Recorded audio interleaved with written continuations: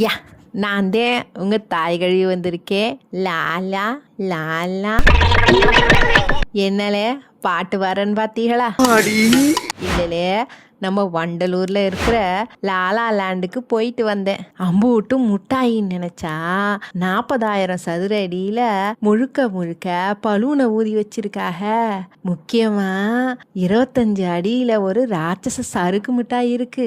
அதுல ஒரு வாட்டியாவது சறுக்கிட்டு வாங்க. நல்லா குதிச்சு குதிச்சு விளையாண்டு சாலியா இருக்கலாம். சாயங்காலம் 5:30 மணியிலிருந்து ராத்திரி 9 மணி வரைக்கும் திறந்துருக்குமா.